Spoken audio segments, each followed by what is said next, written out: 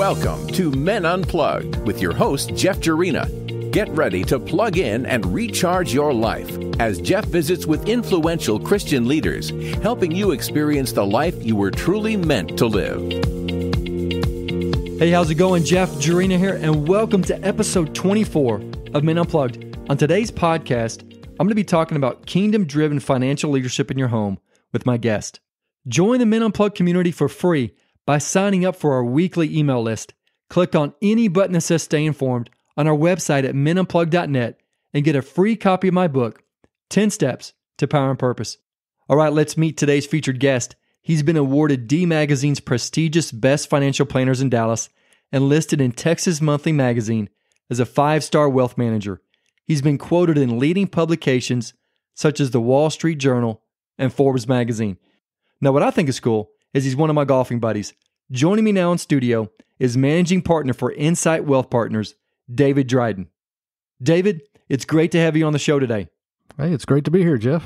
Are you ready to help men plug in and recharge? I sure am. Tell me, how did you get started as a financial advisor? Well, you know, I went to college and went to Baylor, had a finance degree, was looking into different areas of finance, and it just kind of fell into my lap as far as some different options. I guess I should say God closed all the doors except being a financial advisor. I had 3 different options as far as financial advisory firms, but it was all around personal finance and helping people make better decisions with their money. And so I kind of stumbled into it and ended up, God knew what he was doing, because this has been a fantastic career for me. It's been a good fit, both with my strengths and my personality. So it's actually been a really good thing. I wouldn't have known it growing up and during college, but God had the right plan for me. So you were kind of going a different track, a different career route, and then just I was a finance major looking at corporate finance, and so that was going to be my focus. But all of the corporate entry-level financial jobs just weren't available, and so different financial planning opportunities arose, and looked at it and said, "Hey, this could be a good career," and it definitely has been. So from the sounds of it, David, you've actually chose the right career. Let's get into our topic today: kingdom-driven financial leadership in your home. Why is this topic so important to you, David? Well, I've been a financial advisor, Jeff, for 25 years, and one of the things that has just been a very common occurrence is that people really aren't educated about how to make better financial decisions. And then as one marries, it gets worse, because you grow up with a certain behavior or a certain belief system about money, and your spouse grows up with a certain behavior and belief system about money, and the two are supposed to become married and become one flesh. And it becomes quite difficult to have 2 different sets of financial behaviors and 2 different sets of belief systems about money come together and be one and do it in unity. Financial issues tend to be a very common problem that leads to divorce. And so we've seen that quite a bit as well. And so just the importance of knowing how to be a good steward with the resources that God's given us. Money is a tool, and most people just have not been educated on how to use the tool properly. And we also have an industry that is biased against giving sometimes objective, good quality advice, unfortunately. And so people end up not getting good advice, and on top of that, not being properly educated. There's a lot of information out there. You can Google and get almost anything as far as information, but that information is not advice. And so that's what is, there's just a void on really people getting good quality advice. What are some ways that a man can make wise financial decisions in his home, whether he's single or he's married? Well, what I've found is that the Bible actually speaks quite a bit about money. There's more than 2,000 verses in the Bible that reference money and possessions. So there's quite a bit of wealth of information in Scripture on how to be a better steward of one's money. And so most people think of stewardship as just giving or tithing or making charitable contributions, but stewardship really is the overall management of what you have. That's a good point. And not just the financial, it even is time and talent. There's other ways and other areas in your life that you should practice good stewardship as well. But financial stewardship is very critical to making better financial decisions. Looking at money as not being yours, but it being the Lord's, and you're actually stewarding it or managing it. And how do you do that well? And how do you do that honors Him and that is more wise in how you make decisions? For those guys who are listening right now that are married or who have children, what are some practical tips that you can give them to effectively communicate the financial strategy for their home to their family? Well, communication is important. I'll never forget, I was a young man, probably 10 or 12, and my father was sitting on the couch doing his budget on a yellow pad. And he said, "Hey, son, come sit down. Let me show you what I'm doing." And he didn't plan to teach me a life lesson that day, but what he showed me was how much money he made. So we knew how much came in, and then he started sharing with me every month, this is where the money goes. And he says, this goes towards the house, this goes towards the car. And he didn't have a car payment, but he actually was allocating money every month out of his budget for car repairs and things like that. And he was just trying to show me what he was doing. He was just wanting to spend time with me. And I don't think he ever thought it being a life lesson, but I'll never forget him walking through and sharing me just his budget. And that's just not common today. We don't see parents really spending a lot of time educating their children on the real practical parts of finance and decision making. Kids get to college these days, and they can typically get as many free credit cards as they get textbooks their first semester. Oh, wow. And so, we're seeing kids not only graduate college with student loans, but it's not uncommon today to have young people graduate from college and have credit card debt already accumulated.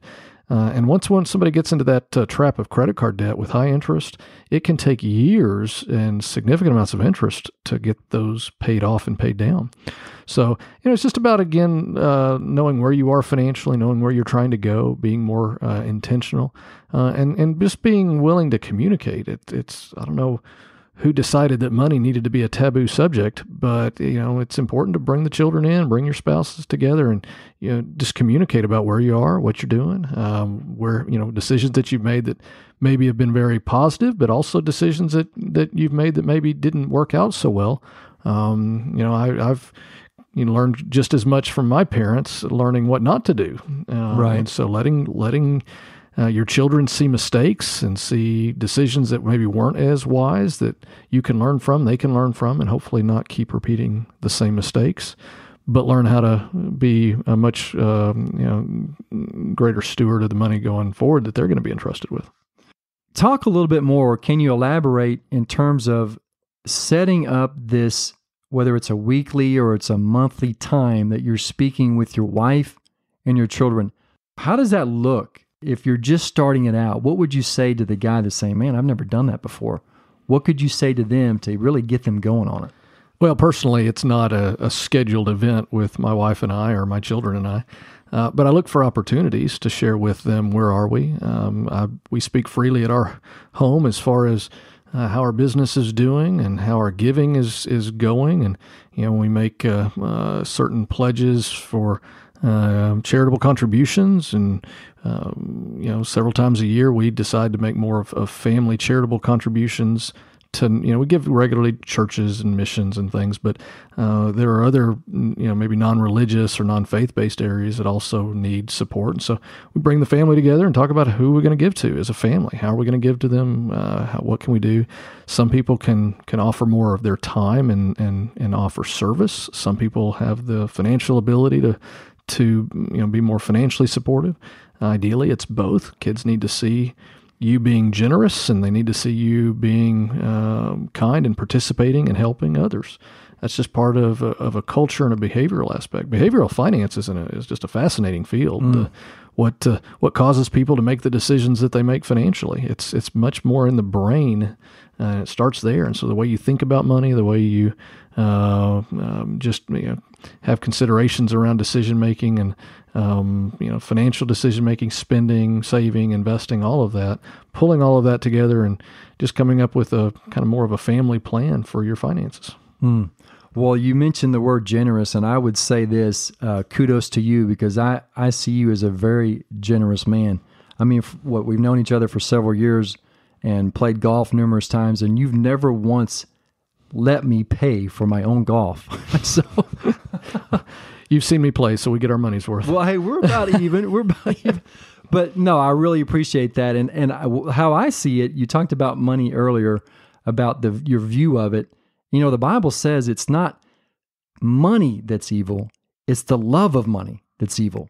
So the more we can give out, it sounds to me, it just makes common sense that the more or the better view we're going to have of it. So the world's economy says to have more, you need to hold on to what you have. Right. God's economy says if you would like to have more, give more away and have more of an open hand and be generous. What I found is when you open your hand instead of cling to stuff, when you open your hand and give it away, then your hand is open and you're actually able to receive. And so God has proven that to me time and time again, that you can't outgive Him. And it's not some people abuse it with prosperity gospels and so forth. But putting your true faith and confidence in the Lord with your finances, you can never go wrong doing that. And so it's really not about you holding on and trying to have more. It's about trusting that He'll provide when you need and what you need. Men Unplugged listeners, I hope you're getting some valuable stuff here, because I know I am. So in terms of financial stewardship, let's hit that up a little bit more here, David. What have you found to be essential in managing your time, your talent, and treasures in such a way that honors the Lord and impacts others positively? Well, part of being a good steward and having good stewardship with finances is just good structure and discipline around your finances. Putting good structure to it. I hate the word budget. It usually has a negative connotation. And if you budgeted a certain amount per month for groceries, and you're 3 weeks into the month and you don't have any food at home, you're going to go buy groceries. So I get that. But having more of an intentional spending plan, part of good stewardship is giving to the priority areas first. And so what I find is that when people wait till the end of the month to try to, for example, if tithing is important, I believe it is, but if tithing is important and one wants to do that, it needs to be first. And if you make that first, then it is easy to allow the other spending to kind of follow around that versus trying to carve it out at month end. So it's just about being intentional. It's about being more focused on it and then trying to be very disciplined.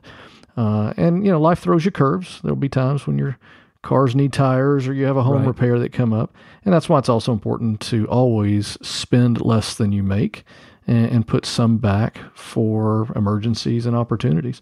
I've seen many times where either an opportunity will arise or an emergency shows up and someone doesn't have the right liquidity, enough emergency money to cover that. So you really need to have more of an intentional focus also about just building liquidity, building savings. That's biblical also, just being prepared. And so, having that kind of a focus where you've got monies allocated every month towards cash reserves, towards some savings, towards generosity and giving. By having more of that intentional structure, you can just have a lot more peace about your finances and not have to be as reactive. So on that note, it will kind of help you say no to those things that you really don't need. Yeah, I mean, an important part about effective spending is just having a good tracking system where you can look back and say, how much did I spend this past month on groceries, or how much did we spend on eating out, so that you can always evaluate that and say, we spent this amount over the last month on eating out. Was that really prudent? Did we really need to eat out as much? Even my wife and I still do that, where we look and say, we probably have exceeded what we've needed to spend on eating out. Let's stay in, or let's be more conservative. And again, it just helps from the indulgence, from the very kind of impulse spending. And what happens sometimes when people have good incomes, they tend to not have to think about financial decisions and financial spending. And that pattern can become very dangerous, especially later in life if there's a job loss or a reduction in income, or you're wanting to retire, where you've created this habit of not having to be careful about spending, and now all of a sudden you might need to be. So being much more focused on, again, just how do you make the decisions that are aligned with where you want to go financially. So let me ask this, and let's say there's a situation that comes up where, let's say the wife wants to buy this or wants to invest in this, and the husband, the man, saying, well, wait a second, I don't think this is wise. As a man, we're supposed to be the spiritual leader of our household. And with that, most of the time we should be the financial leader. How would they go about resolving these differences in a way that really helps them financially in the long run? Well, financial decisions between spouses often can create friction. That's just part of life. What can lessen that friction, again, is having more structure and discipline around a spending plan, call it a budget, where you've outlined what goals are important to you without the emotion and without the heat of the moment and the impulse issues and urges of spending. When you can calmly figure out where you are, where you want to be, and then map out a good game plan, it really helps to fall back on that structure. But there's always going to be one spouse that tends to be more of a saver and one that tends to be more of a spender. That's more common. And so again, that structure can help lessen that risk. But the other issue is just pray about it. You're a team. Even though the husband, according to Scripture, should be the spiritual leader and including the financial leader of the home, doesn't mean that the husband bears all the responsibility for decision making, nor does it mean that the husband is to be the bully or to be in some way abusive around financial spending. There needs to be grace and peace applied to all those financial decisions and other decisions. But what you can do is have more of an intentional teamwork approach to it, including agreeing to pray over certain decisions, whether it be a business opportunity or I want to change homes, or I want to get a new car, or I want this, or I want that. Just take time and make those decisions as a team. That's great. One of the things that Amy and I did when we got married was we picked specific roles that each one of us would have inside and outside the home. And for me, it was really important to have the last say when it comes to finances. Now, that's not to say that Amy is not equipped in doing that. I mean, her undergrad's in finance. I have an undergrad in business. But it was just more important for me. And for her, it was really important to have the last say inside the home in terms of cleanliness and really how clean the kitchen was. And I'll tell you what, David, I think I got the short end of the stick on that, because I'm always leaving the kitchen and I'm like, man, I forgot to clean that up. So I'm always having to rush back in there. And there's a lot of times I don't get it right. But that's easy to understand her love language. So you've actually got it a little easier there when you really know what is the love language of your wife, and you can easily do it. Growing up, I had a great picture of this. My mother, this was before they used credit cards and they paid cash or wrote checks for everything. But my mother, very analytic and very calculating, she kept the checkbook. But my father did the budgeting. So he took the larger macro view, right, of helping make sure, where do we save? Where do we invest? How do we put money for retirement? How do we save for kids' college? And how do we pay off the house early? And those were kind of those bigger decisions that he made, but he would never have been good at balancing a checkbook and making sure the monthly cash flow and the bills were paid on time. And that was my mother's strength. So they worked as a team. But my mother never carried the load by herself for the responsibility of the finances. My father would assume that big role, and if there was a car expense or an unplanned larger item that came up, my mother never shouldered that by herself. My dad always bore that responsibility. So I saw them working it out as a team, and each had different strengths, but it was always very effective. They would sit down and actually review investments together, and even though they didn't necessarily have a huge portfolio, but they still reviewed it together, and they reviewed bigger financial decision-making and purchases. I always remember them praying very diligently about any kind of bigger expense, like a car or a trip or something like that. They would always make sure that they spent time in prayer over any kind of bigger financial expense. I can appreciate that view, because that's kind of what Amy and I do. And you mentioned it earlier, you don't have to be the bully. Are you ready to take the next step in finding and living your true purpose in life? Go to menunplugged.net, click on any button that says Stay Informed, and I'll send you a free PDF copy of my book, 10 Steps to Power and Purpose. Let's get back to the show. From your own experience, what are some realistic tips or financial advice that men need to know? Oh, some absolutely fundamental, non-negotiable financial advice, no matter who you are. Always spend less than you make. Take that extra and allocate it towards things for the future. You need to build liquidity. That's number 2. Always have a good cash reserve, emergency money. You never know when an opportunity or an expense may come up, so always have that cash. Number 3, limit or avoid the use of debt. Personally, we have no debt. I can tell you it is easier and it is more comfortable to be in a financial situation of strength where you're not spending money every month on a mortgage or a car payment or for interest. It frees up monies for giving and for being less pressured, etc. So avoid or eliminate the use of debt. And then build for the long term. So 401k savings for retirements or IRAs, saving for your children's college, just planning for those long things. And then always, especially for men, make sure that your wives and children are properly taken care of if something happens to you. Statistically, men die first. Men also have a greater chance of being disabled. And it is absolutely important to make sure that the strength of the finances of a family, the financial strength, and just the overall lifestyle of a family is taken care of. And that means proper insurances, proper estate planning, things that aren't fun to talk about, but it is absolutely important to make sure that are solid and taken care of for your family. So when you mean debt-free, not to get too personal here, but you're saying you have no mortgage? We do not have a mortgage, no. Wow, that is awesome. That is a blessing right there. I know from talking with other people that are debt-free, it does, like you said, it just frees you to do so many different things. Well, we made an intent of we wanted to have our mortgage paid off early.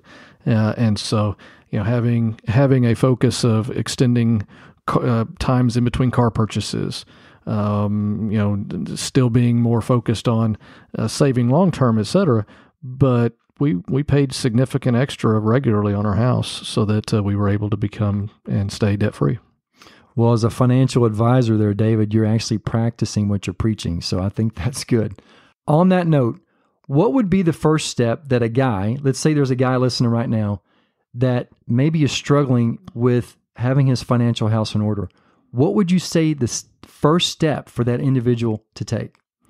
You know what? Most churches today, if they're involved in a church, have, whether it's a Financial Peace University, a Dave Ramsey course, or a Crown course, most churches offer some type of financial course that where you can get really good, objective, unbiased kind of counsel in those areas. So I would highly encourage looking into those resources. They're there. But there's also plenty of information, even both, Crown Financial and Financial Peace University through Dave Ramsey. You can go through those programs on your own. But it's just that financial literacy. Most of this actually starts in our heads.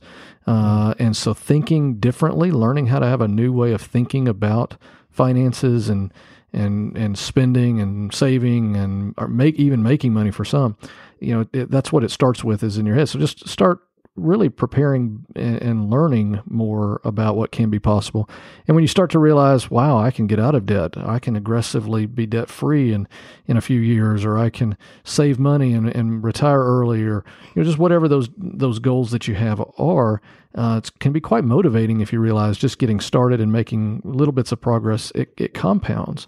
And the power of compounding interest is significant. And so what you can do is just do a little bit and start making that progress. David, are you ready to rock the Supercharged Round? Let's do it. All right. So tell me, what were the circumstances, David, that led to your faith in Christ? I was incredibly blessed to grow up in a Christian home. I do not remember a time of not being in church on Sunday. It was rare that the only time that we would miss church on a Sunday would be if we were traveling to see grandparents, or if we were on a family vacation. But even sometimes on vacations, we would still find a church and go together. So it was a very important part of my parents' upbringing, of my sister and me, to be actively plugged in, not just church attenders, not just church members, but active with our faith, demonstrating it both in service, but also with being a part of a family of believers. So for us, it was an integral part of our family. Really wasn't a choice. So we grew up conditioned to be much more comfortable and really have that focus of being plugged in. I had my time in college of being able to step away for a little bit as my parents' faith had to, it wasn't mine any longer. It had to be my faith, and it had to be what I believed in. So I had a little bit of time in college. Fortunately, I didn't stray too far, and God kept me close. But that was my time to be able to step away a little and realize what is important to me and what do I believe. As most young people go through college and are challenged in what they believe and why they believe it. I was, even though I went to Baylor, and even though that was a Christian university, there was still a very heavily secular component to it. But it was during that time that really my faith became mine. And after graduating and getting out on my own and realizing the responsibility of a wife and future children and so forth, it just was very clear to me that my faith needed to be an active part continuously of who I am and what I do. So fortunately, God kept me close during my little straying time. But other than that, I've always had a faith component. What is a personal habit or discipline that attributes to your success? Oh, you know what? Having a quote balanced life sometimes is not possible. I mean, people go through different phases, and you ask a college student during finals if they have a balanced life. There's certain times that there will be chaos in one's life, no doubt. I do try to live by this philosophy of that where the world says, you should learn and educate yourself for maybe the first 20 years of your life, and then maybe spend 20, 30, 40 years working so that maybe the last 10, 20 years of your life you can retire and have fun. That's really, that's not something I want to subscribe to. I think every day, if you learn something, if you work a little bit and you have some fun, that's a much greater picture of balance than trying to compartmentalize. And what I've seen is where people will spend 30 or 40 years at a career that they hate, maybe because it pays well, or spending time, 70, 80 hours a work week trying to work, and they're not able to spend that time educating themselves and having fun. And if you can have elements of those three things daily, where you learn something, you work and you're productive, you're doing something that is producing or productive in some way, and you try to have fun. Those elements, if you can wrap those into every day, that's a much greater quality of life. And that's that's something that I've always focused on, is how do I do that and not try to compartmentalize things where I just miss out on fun, or I miss out on learning because I'm just working too much. If that makes sense. No, it does. That makes a lot of sense. So, David, what was the worst moment of your life or career?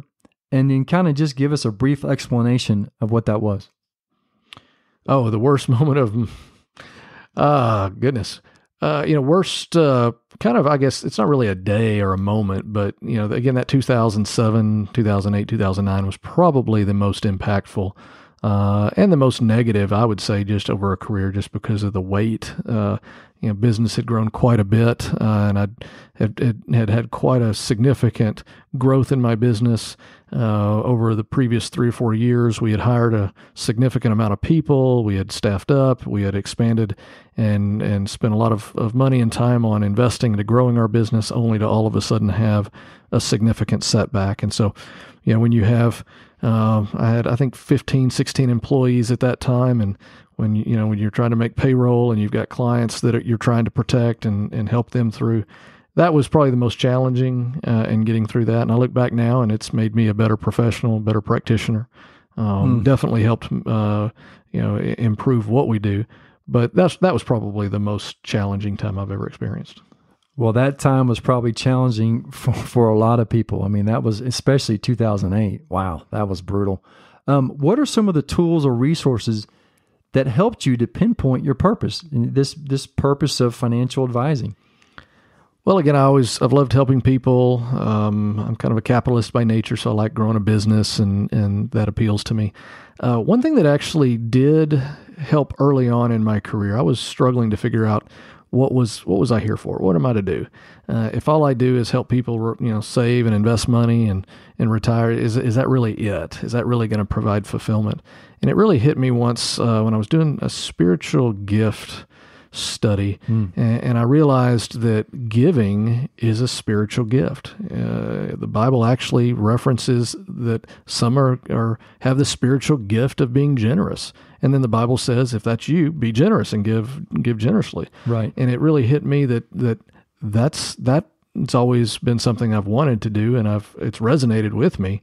So that really helped. It was almost like giving me permission to become successful, not necessarily to enhance the lifestyle and get more stuff, but there are some people that can go and build schools and build hospitals on mission trips. There's some people that just have this spiritual gift of going door to door in evangelism. It's one thing that's always impressed me about you, Jeff. You have absolutely a passion for your faith, and you have no hesitation to go up to a total stranger and say, "Let me tell you about Jesus." It's been something that's always been impressive about you, is just your boldness. I appreciate that. And just, you've got a passion for being able to evangelize. Not everybody has that same skill set. So for me, it was about my spiritual gifting. It was being generous and being able to match that with professional and say, now I can have a purpose for being successful, not just to get more stuff, but so that I can truly be generous and help. And so that was very instrumental early on in my career of helping set a kind of a tone for why I'm to be successful and what I need to do as my business grows and as personal finances grow. Well, first of all, thank you for those kind words. I really appreciate that. But you mentioned something that I think was so key here. This is a big component of the Men Unplugged show, is to help men discover how God designed them so they can live out that true purpose. On that note, guys, we have that spiritual gifts test. It's in the Strand Study Bible that you can get exclusively at menunplugged.net. What is one book that you would recommend and why? A wonderful author around stewardship issues is a man named Randy Alcorn. He wrote, and he's got a couple of really smaller books that are very quick reads. You can read them on a plane. You can read them in 30 minutes. One of the books is called The Treasure Principle. I actually buy it by the case and give it out. It's just a very easy read, but it walks through and gives people permission almost to be generous and explains why. He also has another follow-up to that, The Law of Rewards, and actually talks about in Scripture and shows how the Bible's very clear on it's actually okay to aspire to get those spiritual rewards. When you realize that it's about storing up those treasures in heaven, how do you do that? Well, we do them here. So the things that we do here is what stores up those treasures in heaven. And so his material has always just been life-changing for me. I'd encourage that easily to have your listeners read. Okay, David, is there one parting tip of advice or wisdom that you can provide the listeners with today? Oh, you know what? Just try to make better decisions, and I would say try to be a better steward of your thinking. Most people get frustrated around finances because they're trying to make decisions and they haven't really laid a better foundation for how they think and feel about money.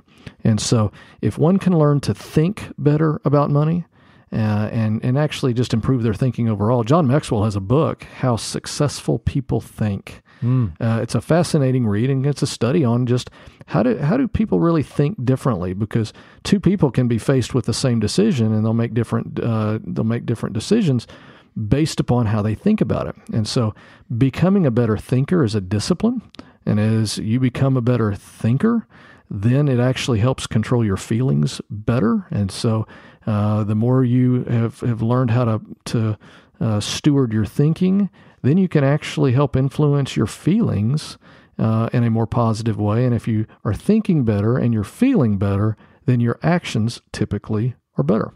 So it really starts, Jeff, with just being a better thinker and having a better influence on how you feel. And then that lessens some of the pressures around the decision making because you're making it with a much better foundation. That is great advice. That reminds me of one book, Og Mandino. I don't know if you've read it or not, David. It's called The Greatest Salesman in the World. And one of the tips in there he says the greatest secret of success is to manage your emotions with your thoughts. Mm-hmm. Don't let your thoughts be controlled by your emotions. David, thank you again for being on the show today. You aced the interview. Oh, well, thank you. It's fun to be here. Well, that's a wrap for today's podcast episode. I hope you guys got some superpower tips. If you'd like to support the show in any way, go to menunplugged.net/support. And hey, to make sure you don't miss another podcast episode, subscribe to the show on the Apple iTunes podcast page. Go to menunplugged.net/iTunes. And when you're there, subscribe, rate, and review the show, because that's really going to help us get to the new and noteworthy section. And hey, if you have an Android device, you can do the same thing through menunplugged.net/Google. Until next time, stay plugged in and recharged. Thanks for listening. We hope you enjoyed this episode. There's plenty more to see at menunplugged.net, including key resources and ways to engage with Jeff in his training and speaking forums. While there, don't forget to subscribe and receive a free gift. We look forward to you joining us next time here on the Men Unplugged Show.